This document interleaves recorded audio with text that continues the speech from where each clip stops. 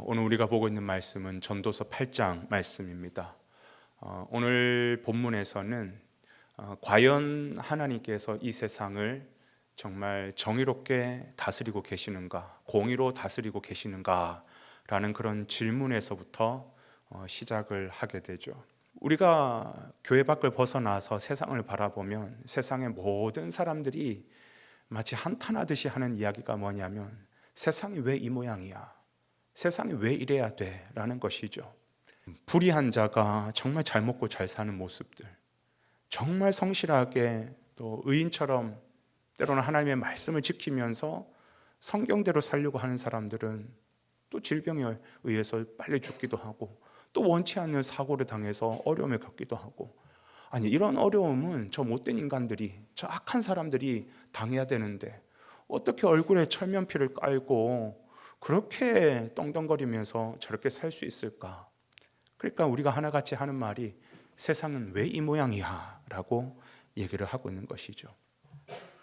그렇습니다. 이런 세상을 바라보면서 우리는 볼멘소리를 할 수 있겠지만, 그러나 우리의 관점으로 이 세상을 바라보는 이야기만이 아니라 성경의 관점으로 도대체 성경은 이러한 세상을 어떻게 바라보고 있으며 그 공의로우신 하나님은 이 세상을 지금 또 어떻게 운행하고 계시는가, 성경이 어떻게 말하고 있는가를 우리는 알 필요가 있죠. 그게 바로 지혜인 것입니다.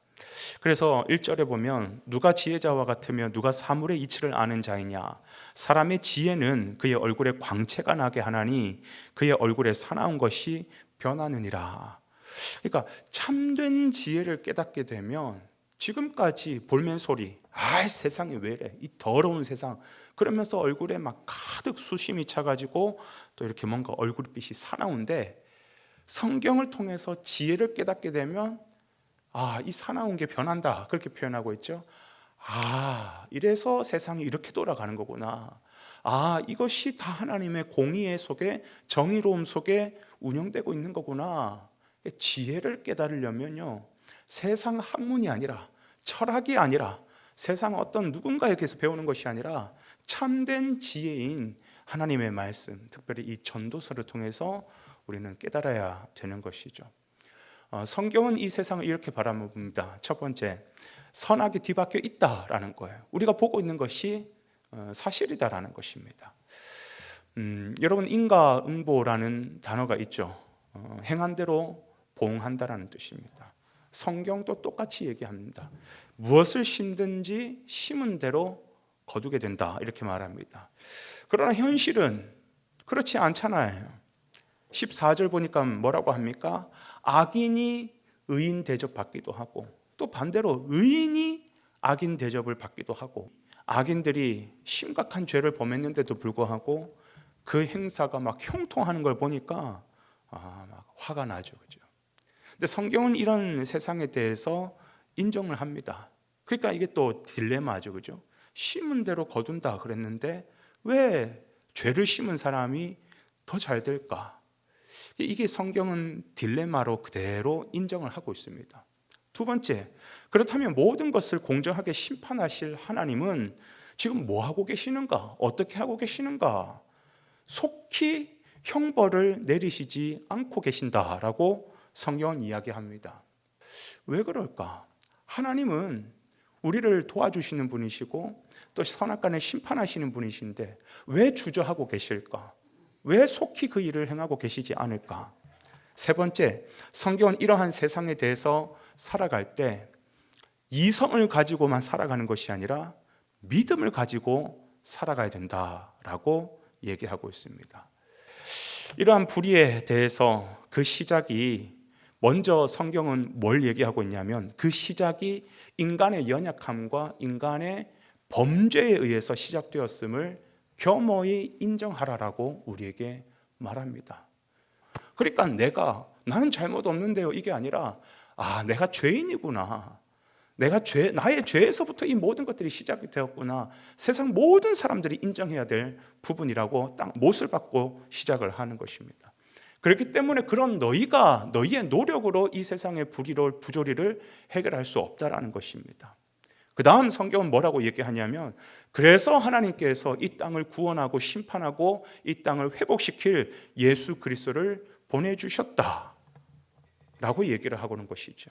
그리고 그가 반드시 이 세상을 심판할 것이고 구원할 것이다 라고 얘기합니다. 그래서 이 땅 가운데 예수님이 오셨죠. 그분을 우리는 초림의 예수라고 얘기합니다. 그리고 이 땅 가운데 오셔서 그 일을 시작하셨습니다. 그리고 그 일은 언제 완성되느냐?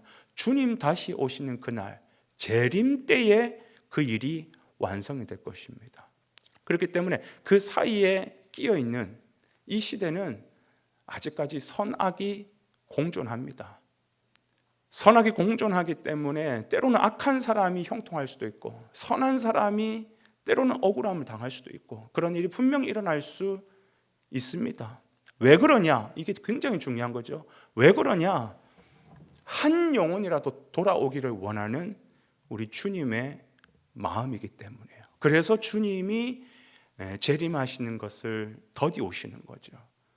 지금 당장 오셔서 선악과는 다 심판해 주십시오 라고 하는 순간 나도 심판당해요. 그 말을 하는 너도 나도 우리 모두도 빨리 한 명이라도 주님 더 돌아오기를 재림의 예수님은 그때를 기다리고 계신다라는 것입니다.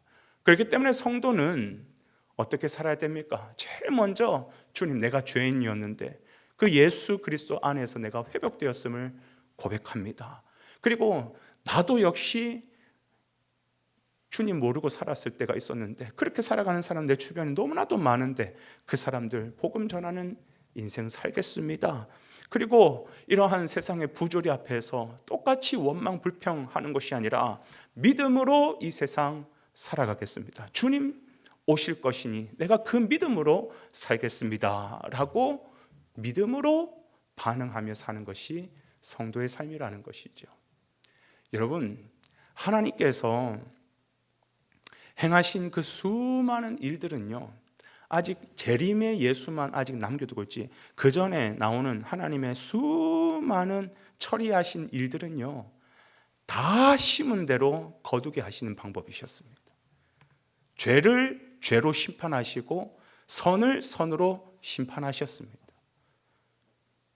그러니까 이것만 보더라도 하나님은 정말 선악간에 심판을 하시는 분이구나, 공정하게 정의롭게 심판하신 분이시구나. 그리고 마지막 재림 예수가 오실 때는 정말 세상의 그 모든 남은 것들이 다 선악간의 심판이 되겠구나.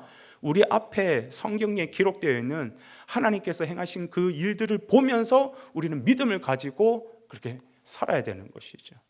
그 선악간에 심판하신 대표적인 한 예를 꼽아라, 샘플을 꼽아라 라고 하면 단연 빼놓지 않고 얘기할 수 있는 것이 노아의 홍수 심판입니다. 온 세상 사람들이 다 죄를 짓고 자기 마음대로 살아갈 때 하나님께서 노아와 그의 가족만 딱 남겨두시고, 그래? 하나님이 없는 것처럼 보여? 정말 공의와 정의가 없는 것처럼 보여? 내가 한번 심판해 볼게 하면서 쓸어버리시잖아요. 얼마나 무서웠습니까? 노아와 그의 가족 외에는 이 세상 모든 것이 다 심판당했습니다. 우리가 그걸 과거에 성경에 기록된 예를 통해서 안다면 하나님 정말 무서울 정도로 공의로우신 분이구나, 무서울 정도로 정의로우신 분이구나, 내가 함부로 까불면 안 되겠구나, 말씀 앞에 내가 순종하고 엎드려 주님 받아들이고 모셔드리고 인정하고 믿음으로 살고 내가 정말 그 주님 오심을 다시 기다리며 살아야 되겠구나, 그래야 되는 것이죠. 마지막 재림 예수가 오실 때 이 세상을 심판할 때는요, 그 샘플 노아의 홍수 심판도 어마어마하게 무서운데 재림 예수가 오셔서 진짜 마지막 최종 이 세상을 심판하실 때는요, 그거보다 훨씬 더 무서울 정도로 심판하실 것입니다. 샘플로 보여주신 것뿐이라니까요. 그러니까 성도는 하나님의 말씀을 가지고 믿음으로 사는 것이에요. 그 믿음으로 오늘 하루를 또 승리로 살아낼 수 있는 저와 여러분 되시기를 주님의 이름으로 축복을 드립니다.